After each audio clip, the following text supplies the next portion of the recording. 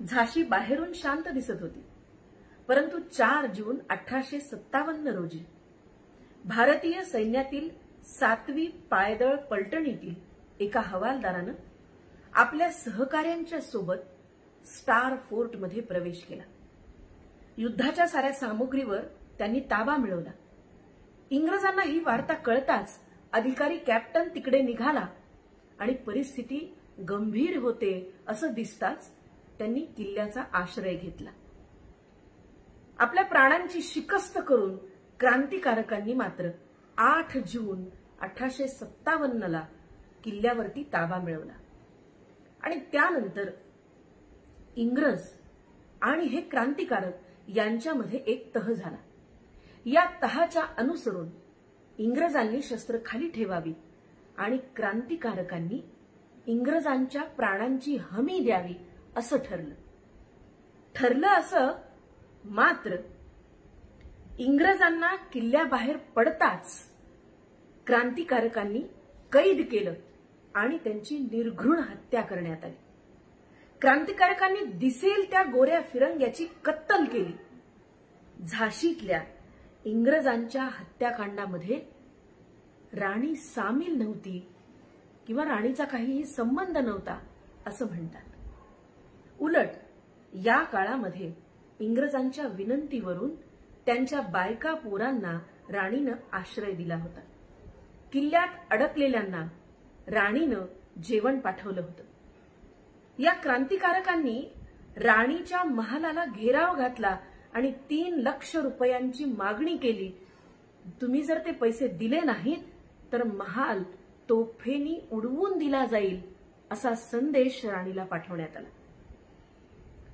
राणीनं आपले 1 लाख रुपयांचे दागिने या क्रांतिकारकांना दिले आणि आपली सुटका करून घेतली. आता झाशीचा कारभार सांभाळण्यासाठी जोपर्यंत एखादा अनुभवी इंग्रज अधिकारी येत नाही तोपर्यंत झाशीची व्यवस्था पाहण्याची जबाबदारी कमिशनरनं झाशीच्या या राणीकडे दिली आणि राणी पुन्हा झाशीची प्रशासिका झाली. राणी झाशीची प्रशासिका झाल्यानंतर तिनं पहिलं काम हे केलं की आपले शत्रू आणि झाशीवर राज्य करू पाहणारे सारे या साऱ्यांचा बंदोबस्त केला. राज्य करू पाहणारा सदाशिव नारायणाचा सामना केला, त्याला कैद केलं. नथ्थेखानाचा तहाचा प्रस्ताव तिनं धुडकावून लावला. झाशीतल्या बड्या प्रस्थांना एकत्र केलं. नथ्थेखानाला धाडसानं कळवलं, मी शिवराव भाऊंची सून आहे. तुमच्यासारख्या बुंदेले लोकांना बायका करून सोडण्याचं सामर्थ्य माझ्यात आहे. जीवात जीव असेपर्यंत माझी झाशी कोणालाही देणार नाही असं म्हणून बंदुकीच्या गोळ्या, तोफांचे गोळे आणि दारू तिनं नथ्थेखानाला नजराणा म्हणून पाठवलं. हे आमच्याजवळ आहे, खुशाल चाल करावी असा निरोपही तिनं पाठवला. राणी तयारीला लागली. झाशीनं सैन्य तयार केलं. झाशीचं सैन्य आता 5000 पर्यंत तिनं वाढवलं. झाशीला दारू गोळा तयार करण्याचा कारखाना उभा केला. किल्ल्यातल्या सगळ्या तोफा बाहेर काढल्या, त्या बुरुजांवरती चढवल्या. रातोरात तोफांच्या वरती हुशार गोलंदाजांची नेमणूक करण्यात आली. सैन्याचे मोर्चे बांधले. शहराच्या तटावर, माऱ्यांच्या ठिकाणी हे मोर्चे उभे केले गेले. प्रत्यक्ष युद्धाच्या ठिकाणी राणी जातीनं उपस्थित झाली. राणी साहेबांची स्वारी पठाणी वेश धारण करून हजर झाली. किल्ल्यातल्या मुख्य बुरुजांवर राणी या बुरुजावरून त्या बुरुजावर वीज लकलकावी तशी पळत होती. नथ्थेखानाच्या सैन्यावर राणीचं सैन्य तुटून पडलं. ज्या मोर्चावर शत्रू वरचढ ठरतोय असं राणीला दिसत असे आणि राणी त्या ठिकाणी जाई. सैनिकांना प्रोत्साहित करी. राणीच्या सैनिकांनी पराक्रमाची शिकस्त केली. नथ्थेखानाचा संपूर्ण पराभव केला. परंतु नीच नथ्थेखानानं राणी लक्ष्मीबाई बंडखोरांना सामील होती आणि म्हणून आपल्याशी तिनं युद्ध केलं असं इंग्रजांना कळवलं. झाशीमध्ये सैनिकांचं बंड झाल्याच्या नंतर इंग्रजांची प्रतिनिधी म्हणून राणीनं सुमारे 10 महिने राज्य केलं. आणि या काळामध्ये राणीनं सैन्याची नवीन भरती केली, कारखान्यांची सुरुवात केली, उद्योगधंदे वाढवले, राज्यामध्ये शांतता आणि सुव्यवस्था प्रस्थापित केली. राज्य कार्य प्रवणता, प्रजावात्सल्य आणि न्याय चातुर्य या तिच्या गुणांमुळे राणी अल्पावधीतच प्रजेच्या मनामध्ये प्रिय झाली. राणी एखाद्या संन्यासिनीसारखी राहत असे.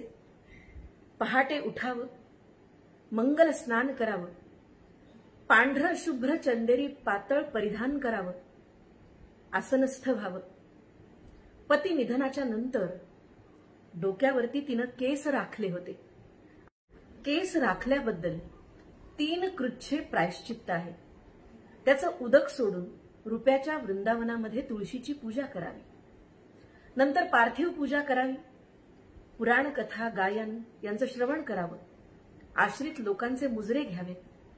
कुणी एखादा नसेल तर त्याची दुसऱ्या दिवशी चौकशी करावी. देवार्चनाच्या नंतर भोजन आणि त्यानंतर वामकुक्षी. सकाळी आलेले नजराणे पाहून घ्यावेत. आवडतील ते ठेवून घ्यावेत. उरलेले आश्रितांना आणि कोठीवाल्याच्या स्वाधीन करावे. 3 वाजता राणी कचेरीत जात असे. यावेळी मात्र बहुत करून राणी पुरुष वेश परिधान करीत असे. अंगामध्ये जांभळ्या रंगाच्या आंब्याचा अंगरखा, सैलसर पायजमा, डोक्यावर टोपी, त्यावर बांधलेली सुंदर बत्ती, कमरेला जरीचा दुपेटा, त्यास लटकवलेली रत्नखचित तलवार, हातामध्ये हिऱ्याच्या बांगड्या, गळ्यात मोत्यांचे पेंडे आणि अनामिकेमध्ये एक हिऱ्याची अंगठी. याशिवाय दुसरे अलंकार राणीनं घातले नाहीत. केसांचा नेहमी आंबाडा बांधलेला असे.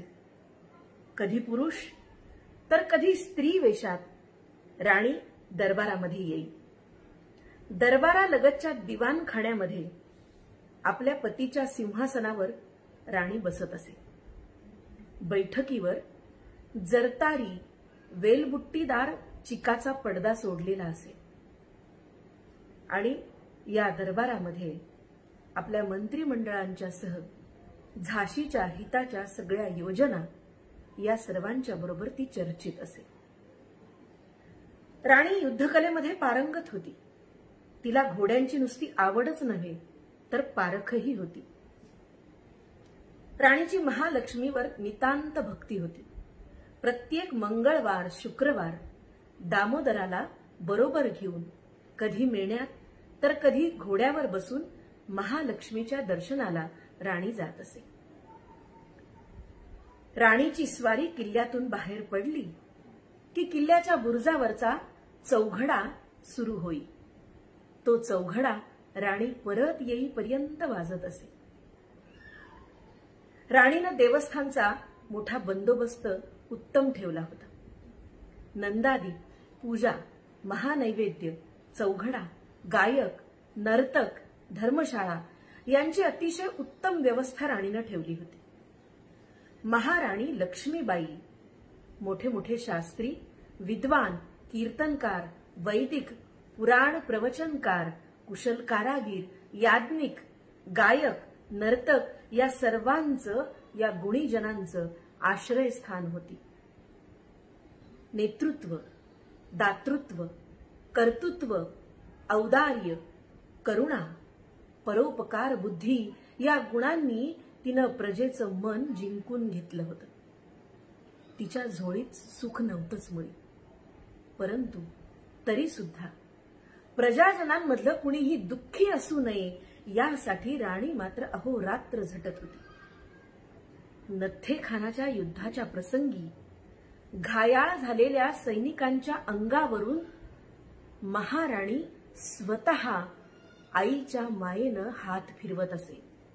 त्यांचं सांत्वन स्वतः प्रत्यक्ष जाऊन करीत असे. आणि म्हणूनच या सद्गुणी राजस्त्रीवर प्रजेनं मातृवत भक्ती केली.